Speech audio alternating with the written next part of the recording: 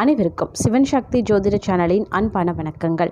இன்னைக்கான வீடியோ பதிவில் மீனராசிக்காரர்களுக்கான அடுத்து வரக்கூடிய 28 நாட்களுக்கு எப்படிப்பட்ட பலன்கள் கிடைக்கப்பெற போகிறது அப்படிங்கிறத பற்றின முழு தகவலை தெரிஞ்சுக்க போகிறோம். மீனராசியினருக்கு ஏப்ரல் மாதத்தின் தொடக்கத்திலேயே ஜென்ம சனி நடக்குங்க. அது மட்டும் இல்லாமல் இன்னும் சில வாரங்களுக்கு இந்த காலம் முழுவதுமே மீனராசிக்கு ராசியிலேயே குறைந்தபட்சம் 3 அப்படி இல்லைனா 4 கிரகங்கள் பெரும்பாலும் ஒன்றாக இணைந்து சஞ்சரிக்கிறாங்க. இதில் மீன ராசியினரை பொறுத்த வரைக்கும் அடுத்து வரக்கூடிய 28 நாட்களுக்கு எப்படி இருக்க பெற போகிறது, எந்த விஷயங்களில் நீங்கள் ரொம்ப கவனமாக இருக்கணும், தங்களை பொறுத்த வரைக்கும் தொழில் வளர்ச்சி, வேலை, திருமணம், ஆரோக்கியம், பொருளாதாரம், நிதி நிலைமை, எப்படி அனைத்து தரப்பட்ட விஷயங்கள்லையும் என்னென்ன பலன்கள் கிடைக்க பெற போகிறது, அதுவும் கிரகநிலை கிரக மாற்றத்தின் காரணமாக எப்படிப்பட்ட பலன்கள் கிடைக்க பெற போகிறது அப்படிங்கிறத பற்றின விரிவான தகவலை நீங்கள் தெரிஞ்சுக்க வீடியோவை ஸ்கிப் பண்ணாமல் கடைசி வரைக்கும் பாருங்கள்.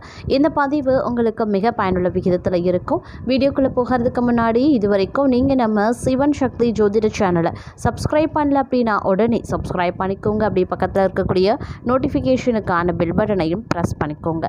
சரி நேயர்களே, வாங்க வீடியோக்குள்ளே போகலாம். மீனராசிக்காரர்களை பொறுத்த வரைக்கும் கிரக நிலைகள் எப்படி இருக்குது அப்படின்னா, ராசியில் ராகு, சுக்கிரன், வக்ர நிலையில் சூரியன், தனவாக்கு குடும்பஸ்தானத்தில் சந்திரன், தைரிய வீரிய ஸ்தானத்தில் குரு, சுகஸ்தானத்தில் செவ்வாய், களத்திர ஸ்தானத்தில் கேது, அயன சயன போகஸ்தானத்தில் புதன், சனி அப்படின்னு கிரக நிலைகள் விளம்புறது. கிரக மாற்றத்தை பொறுத்த வரைக்கும் 7ஆம் தேதி அன்று செவ்வாய் பகவான் சுகஸ்தானத்தில் இருந்து பஞ்சமஸ்தானத்திற்கு மாறுகிறார். 10ஆம் தேதி அன்று புதன் பகவான் அயன சயன போகஸ்தானத்தில் இருந்து ராசிக்கு மாறுகிறார். 14ஆம் தேதி அன்று சூரிய பகவான் ராசியில் இருந்து தனவாக்கு குடும்பஸ்தானத்திற்கு மாறுகிறார். 26ஆம் தேதி அன்று ராகு பகவான் ராசியில் இருந்து அயனசயன போகஸ்தானத்திற்கு மாறுகிறார். 26ஆம் தேதி அன்று கேது பகவான் களத்திரஸ்தானத்தில் இருந்து ரணருண ரோகஸ்தானத்திற்கு மாறுகிறார். 30ஆம் தேதி அன்று புதன் பகவான் ராசியில் இருந்து தனவாக்கு குடும்பஸ்தானத்திற்கு மாறுகிறார். இவ்வாறாக கிரக நிலைகள் கிரக மாற்றத்தின் காரணமாக பார்த்தோம் அப்படின்னா, இந்த காலகட்டம் அப்படிங்கிறது கொஞ்சம் நீங்கள் கவனமாக இருக்க வேண்டிய சூழ்நிலையை உருவாக்கக்கூடிய வகையில் அமையப்பெறுகிறது அப்படின்னு நான் சொல்லணும். மீனராசிக்காரர்களை பொறுத்த வரைக்கும் ராசியிலேயே பல கிரகங்கள் ஒன்றாக சேர்ந்து சஞ்சரிக்கிறதுனால ஒரு விதமான மனக்குழப்பம் இந்த காலகட்டத்தில் இருக்கத்தான் செய்யும். அதே மாதிரி முதலீடுகள் மற்றும் தொழிலில் இருந்த லாபம் கிடைப்பதற்கு இன்னும் கொஞ்சம் கால தாமதமானாலும் கூட உறுதியாக லாபத்தை ஈட்டுவதற்கான வாய்ப்பு இருக்கிறதுங்க. அதனால கொஞ்சம் பொறுமையை காக்க பாருங்க. புதிய வியாபாரம் செய்வதற்கு இது ஒரு நல்ல காலம் அப்படின்னு சொல்லலாம். வாழ்க்கை துணை, காதல் மற்றும் குடும்ப உறவுகளிடம் விட்டு கொடுத்து செல்வது ரொம்ப நல்லது. வேலையில் நிலைப்புத்தன்மை ஏற்பட வாய்ப்புகள் இருக்கு. நிதி நிலைமையை பொறுத்த வரைக்கும் கடந்த சில மாதங்களுடன் ஒப்பிடும் பொழுது இந்த காலகட்டம் ஓரளவுக்கு நன்றாக இருக்கும் அப்படின்னு சொல்லலாம். தங்களை பொறுத்த வரைக்கும் ராசியிலேயே பல கிரகங்கள் சஞ்சரிக்கிறதுனால குடும்ப விஷயங்களில் நிதானம் அப்படிங்கிறது ரொம்ப முக்கியங்க.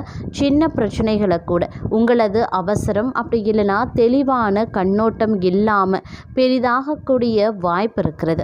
அதனால் கொஞ்சம் கவனமாக இருக்க பாருங்க.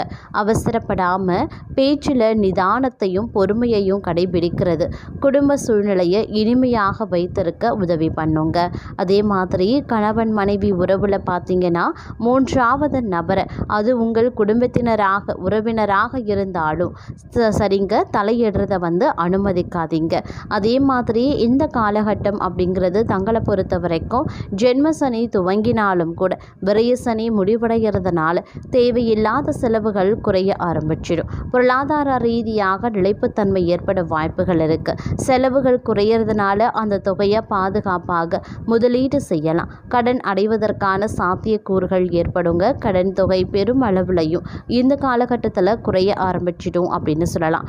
அதே மாதிரி தொழில் ரீதியாக இந்த காலகட்டம் ஓரளவுக்கு நல்ல மாற்றத்தை கொண்டு வரும் அப்படின்னு தான் சொல்லணும். சரியான வேலை கிடைக்காம அவதிப்பட்டு கொண்டிருந்தவங்களுக்கு வேலையில் நிலைப்புத்தன்மை ஏற்படுங்க.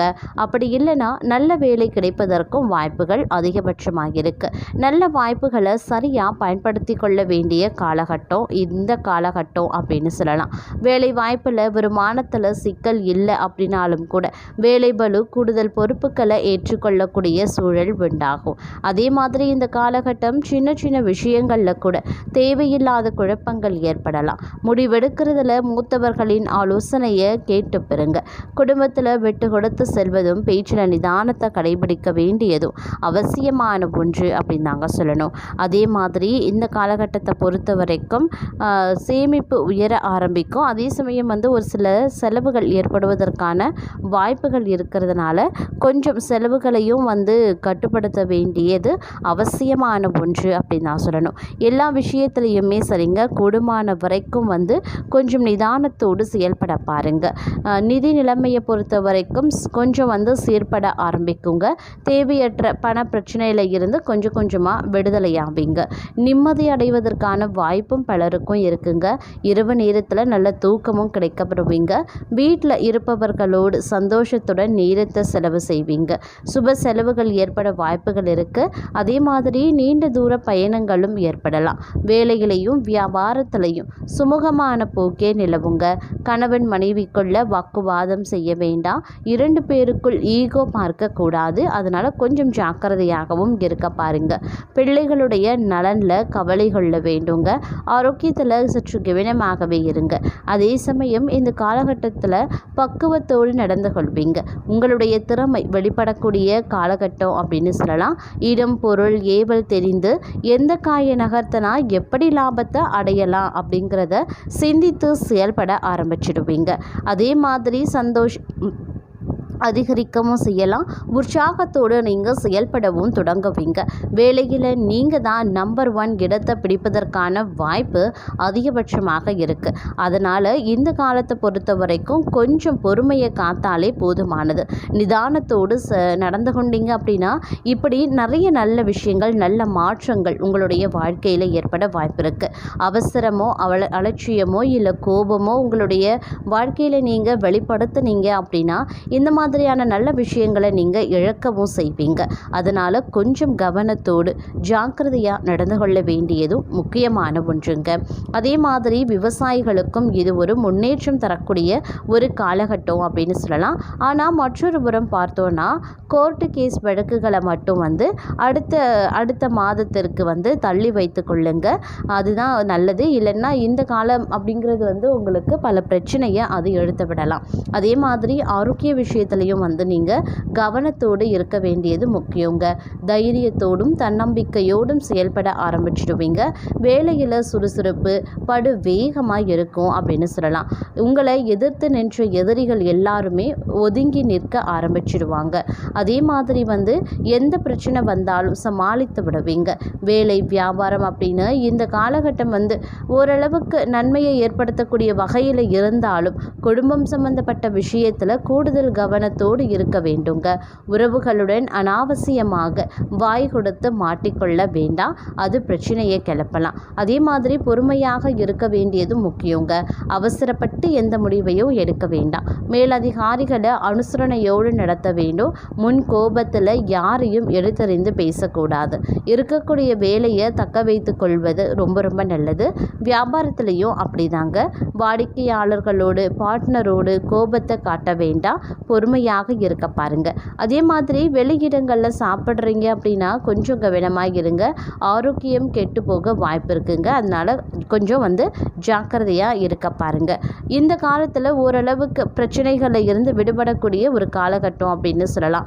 அதே மாதிரி இந்த கால இறுதியில் பார்த்தோம் அப்படின்னா அப்பாடா அப்படின்னு பெருமூச்சு விடுவதற்கான வாய்ப்பு இருக்குங்க. பிரச்சனைகளை சமாளிக்க சில சமயம் தந்திர வேலைகளில் ஈடுபட வேண்டியும் இருக்கலாம். இருந்தாலும் பொய் சொல்லக்கூடிய சூழ்நிலையும் உருவாகும். அப்படிங்கிறதுனால கொஞ்சம் உஷாராக செயல்பட வேண்டியது அவசியங்க. வேறு வழி கிடையாது. நல்லது நடக்க வேண்டும் அப்படின்னா 4 பொய் சொல்லலாம் அப்படின்னு பெரியவர்களே சொல்லியிருக்காங்க. அதனால் உங்களை நீங்கள் காப்பாற்றி கொள்ள பிரச்சனையில் இருந்து வெளிவர சில குறுக்கு வழியை இந்த காலகட்டத்தில் நீங்கள் சந்திக்க வேண்டியதாக இருக்குங்க. இருந்தாலும் கொஞ்சம் கூடுமான வரைக்கும் ஜாக்கிரதையாக இருந்து கொள்வது அவசியமான ஒன்றுங்க. அதே மாதிரி சிந்தனைகள் அதிகமாக இருக்கும். எதிர்காலத்தை பற்றிய மனபயம், தேவையற்ற குழப்பங்கள் நிலவத்தான் செய்யும். இதனால் வேலையில் முழுசாக கவனம் செலுத்த முடியாது, வியாபாரத்தையும் முழுசாக கவனிக்க முடியாது. சிந்தனையில் நேரம் அதிகமாக வீணாகுவதற்கு வாய்ப்பு இருக்குது. சிந்திக்கலாம், தவறு கிடையாது. இருக்கக்கூடிய வேலையை நிறுத்திட்டு சிந்திக்கிறது அப்படிங்கிறது கொஞ்சம் தவறு தாங்க. அதனால் கொஞ்சம் பார்த்துக்கோங்க. அதே மாதிரி கணவன் மனைவி மனம் விட்டு பேச வேண்டியது அவசியம்.